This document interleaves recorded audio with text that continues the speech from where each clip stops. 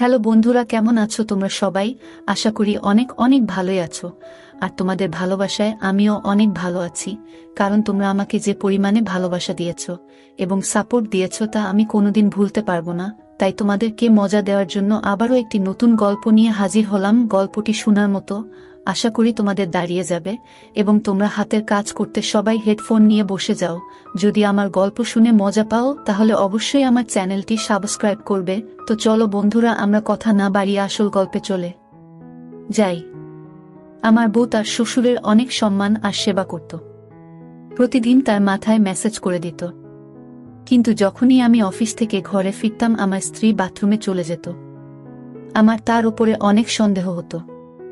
একদিন যখন আমি অফিস থেকে তাড়াতাড়ি ঘরে চলে এলাম, যেটা দেখলাম সেটা দেখে আমার পায়ের নিচে থেকে মাটি সরে গেল। আমি আমার স্ত্রী মঞ্জুকে অনেক ভালোবাসতাম।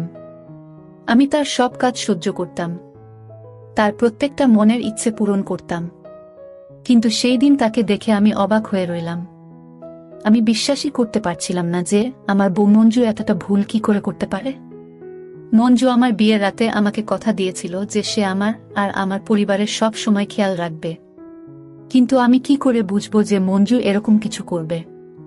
আমার আজও মনে আছে আমার বিয়ের সেই দিন যখন মঞ্জুকে আমি নিজের ঘরে এনেছিলাম। সে আমার ঘরে লাল বিয়ের পোশাক পরে বসেছিল। মঞ্জুকে এতটা সুন্দর দেখাচ্ছিল যে আমি বিশ্বাসই করতে পারছিলাম না যে সামনে বসে থাকা এত সুন্দর বউ আমার। আমার এটা সৌভাগ্য ছিল যে মঞ্জু আমার স্ত্রী। আমি আর মঞ্জু নিজের বিয়ের রাতে নিজের ঘরে বসেছিলাম। আমি আর মঞ্জু হাজারটা কথা দিয়েছিলাম একে অপরকে, সাথে জীবনটা শুরু করেছিলাম। আমি মঞ্জুকে কথা দিয়েছিলাম যে আমি তাকে সব সময় খুশিতে রাখব, আর মঞ্জুকে বললাম যে সেও যেন আমাকে অভিযোগের সুযোগ না দেয়। আমি আমার স্ত্রীর সাথে আমার জীবনের সব কথা শেয়ার করতাম। আমি মঞ্জুকে বললাম যে আমার মায়ের ছোটবেলাতেই স্বর্গবাস হয়েছে। আমার বাবা এই জন্য বিয়ে করেনি যে দ্বিতীয় মা আসার ফলে আমার আর আমার বোনের জীবন যেন শেষ না হয়ে যায়। এই জন্য আমার বাবা সব জীবন একা পার করে দিয়েছে। আমি মঞ্জুকে বুঝিয়ে দিয়েছিলাম এবার আমার বাবার আর এই ঘরের খেয়াল তাকেই রাখতে হবে, কেননা আমার বোনের বিয়ে আমার সাথে সাথেই হয়ে গিয়েছে। আমার বিয়ের আগে আমার বাবার খেয়াল আমার বোনই রাখত। মঞ্জুর হাতের মেহেন্দির রং এখনো হালকা ও হয়নি, আর তাতেই ওকে ঘরের সমস্ত কাজ দেখতে হতো। এমনিতে তো ঘরের মধ্যে অনেক কাজের লোক ছিল, কিন্তু কাউকে তো কাজের লোকদের মাথার উপরেও থাকতে হয়। মঞ্জু বিয়ের কিছুদিন পরেই আমাদের বাড়ির সব দায়িত্ব সামলে নিয়েছিল। আমার জীবনে সে যেন কৃপা হয়ে এসেছিল। সে আমার অনেক খেয়াল রাখত। সব থেকে খুশির কথা হলো আমার বাবারও সে খেয়াল রাখত।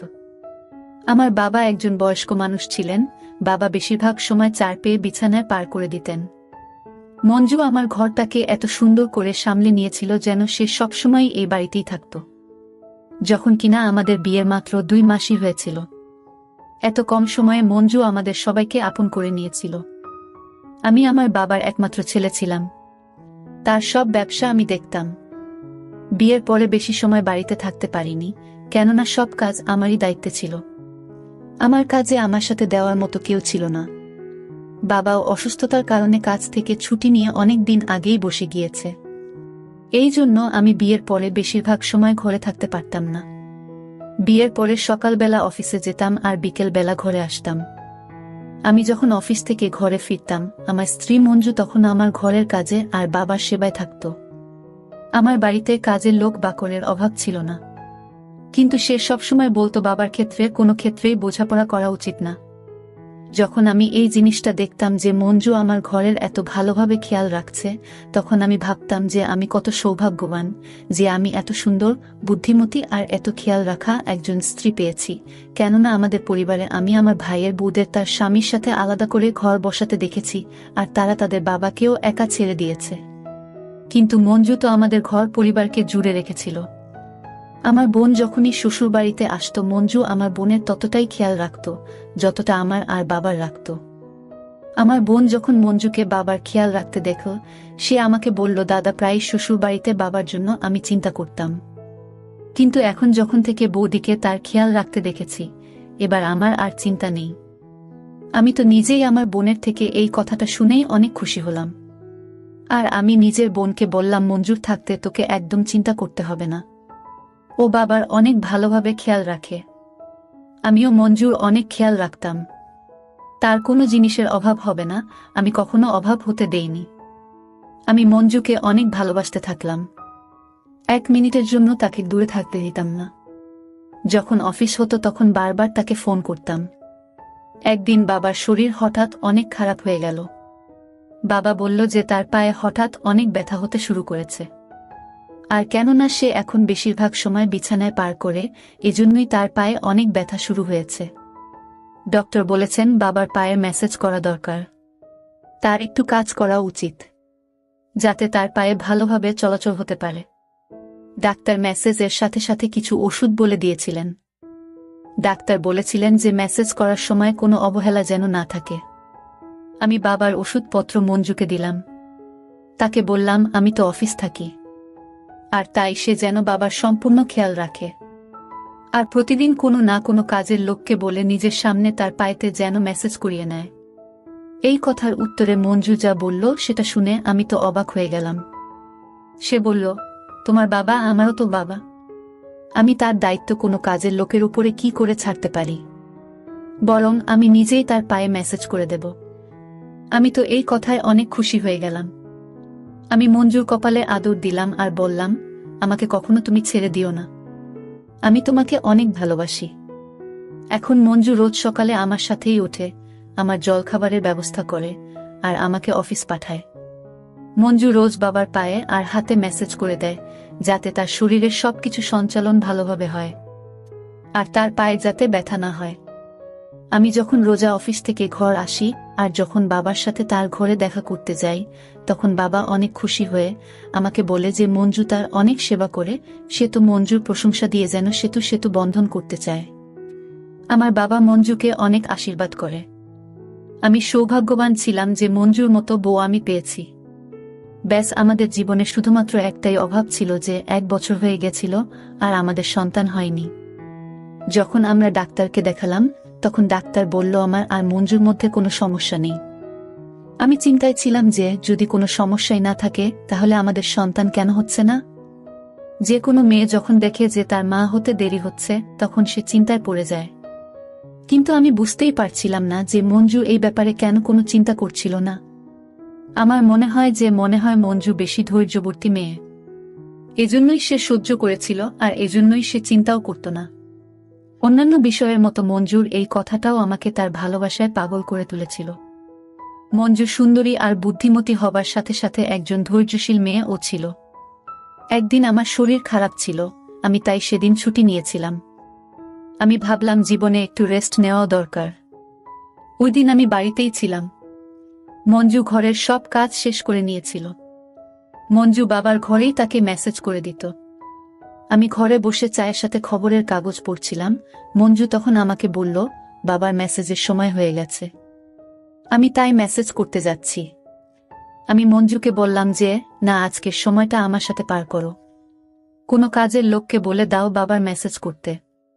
মঞ্জু বলল সে নিজেই বাবার মালিশ করবে। আমি বললাম ঠিক আছে, তাহলে তুমি তাড়াতাড়ি এসো। আমি মঞ্জুর একটা অদ্ভুত ব্যাপার লক্ষ্য করেছিলাম। সে বাবার ঘর থেকে আসার পরে সাথে সাথে বাথরুমে চলে যেত। প্রথমে তো আমি ভাবতাম যে কখনো কখনো সে যায়, কিন্তু একবার নয় অনেকবার আমি এটা নোটিশ করেছিলাম যে মঞ্জু এরকমটাও করতে থাকে। আর বারবার সে ঘরে আসার পরে বাথরুমে চলে যায়। আমি ভাবতাম যে কেনই বা তেল দেওয়ার পরে বারবার হাত ধোবার জন্য সে বাথরুমে চলে যায়। এটা একদিনের কথা না, বরং মঞ্জু রোজই এরকম করত। আমার মনের মধ্যে একটা অদ্ভুত খেয়াল আসতে থাকলো। একদিন আমার বোন এসেছিল। আমার বোন তার বাবার বাড়িতে কমই থাকত, কিন্তু এখন সে 2-3 দিনের জন্য এসেছিল।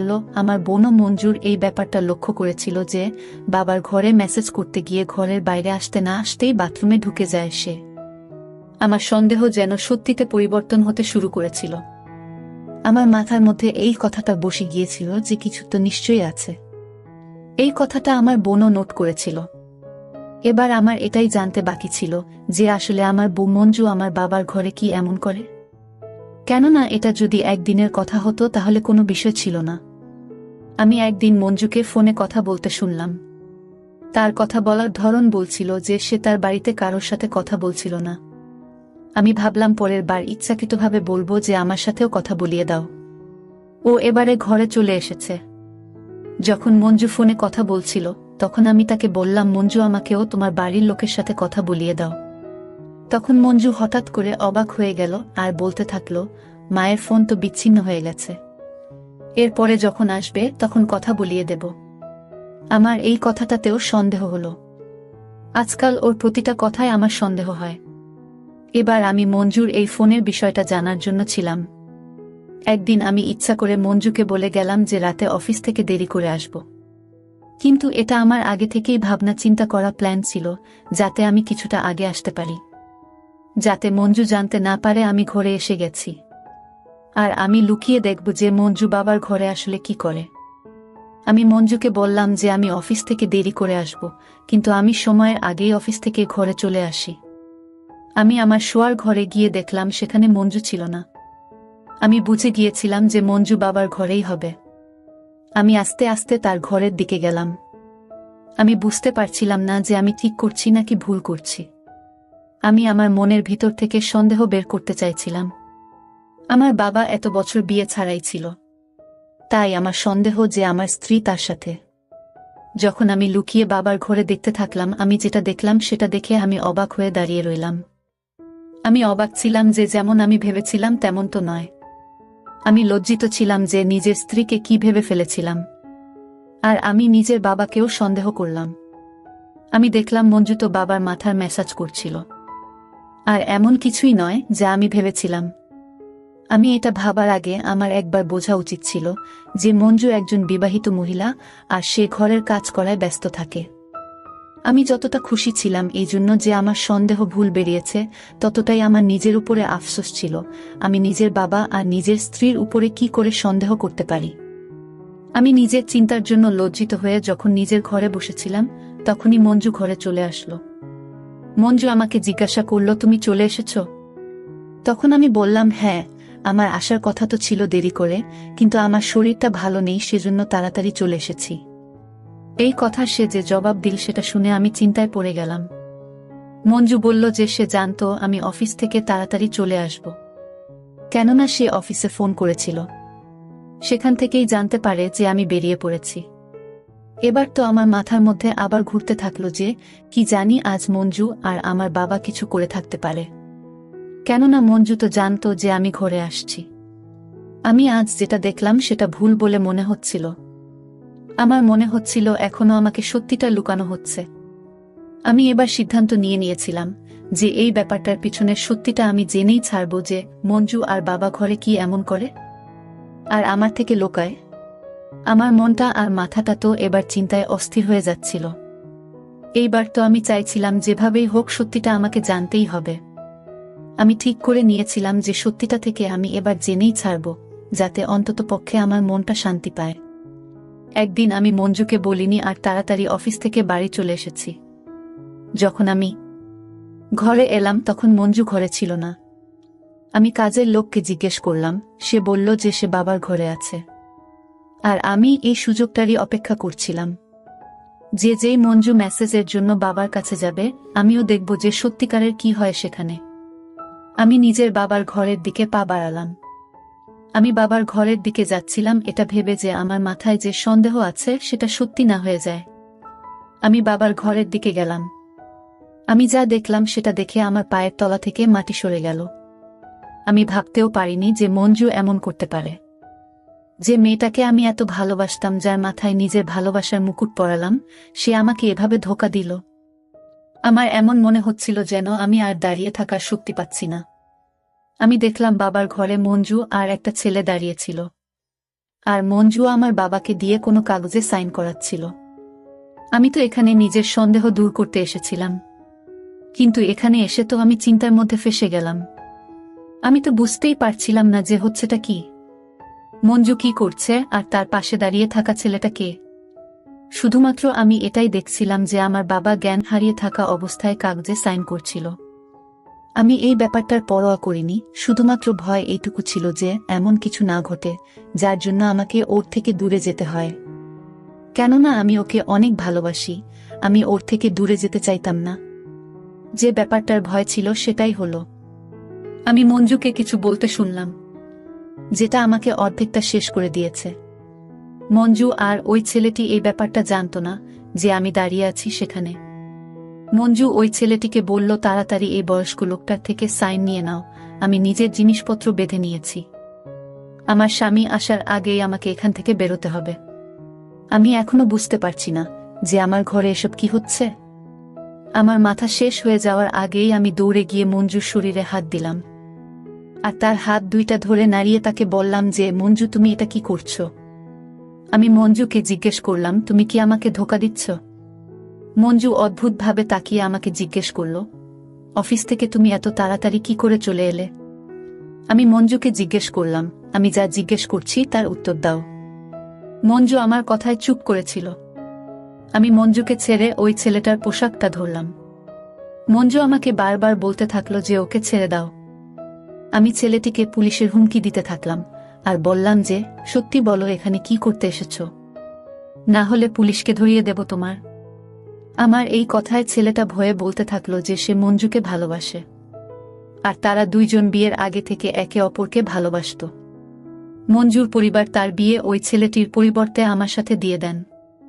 যখন মঞ্জু জানতে পারল যে তার বিয়ে একটা বড়লোক বাড়ির ছেলের সাথে হতে যাচ্ছে, মঞ্জু তার প্রেমিকের সাথে মিলে একটা প্ল্যান বানালো যে বিয়ের পরে আমার সব সম্পত্তি আর টাকা পয়সা ঘর থেকে নিয়ে তারা পালিয়ে যাবে। কেননা তার ভালোবাসার মানুষটি অনেক গরিব ছিল।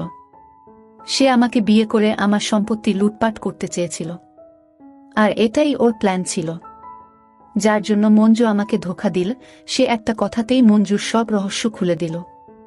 এবার আমি বুঝতে পারলাম যে মঞ্জু আমার বাবার ঘরে কেন যেতে চাইত। সে জানত যে আমার সব সম্পত্তি আমার বাবার নামে আছে।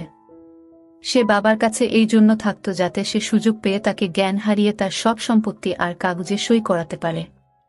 এবার আমি বুঝলাম যে মঞ্জুর কেন কোনো সন্তান হচ্ছিল না, আর কেন তার এই বিষয়ে কোনো চিন্তা ছিল না। মঞ্জু চাইতো নিজের ভালোবাসার মানুষের সাথে পালিয়ে যায়, আর যেন তার সাথেই জীবন পার করে।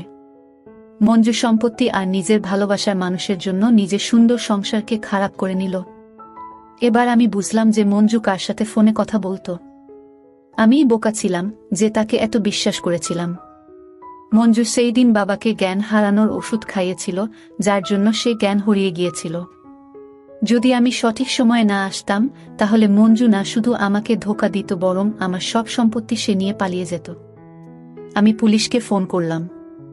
মঞ্জু আমার পায়ে পড়ে আমার থেকে ক্ষমা চাইল, কিন্তু আমি তাকে ক্ষমা করিনি। সে আমার বিশ্বাস ভেঙেছিল, সে আমাকে শেষ করে দিয়েছিল। আমি মঞ্জুকে মন থেকে ভালোবেসেছিলাম, আর সে একটা দুদিনের ছেলের জন্য আমাকে ঠকালো। ওই ছেলেটার জন্য যাকে কিনা একটুখানি ধুমকি দিতেই সে মঞ্জুর সব রহস্য খুলে দিল। এখন হয়তো মঞ্জু বুঝতে পেরেছে যে সে অন্যায় করেছে, কিন্তু এখন কি লাভ? এখন সময় চলে গেছে। মঞ্জু শুধু টাকার লোভে আমার সাথে প্রতারণা করেছে। সে একবারও ভাবেনি যে আমি তাকে এত ভালোবাসি।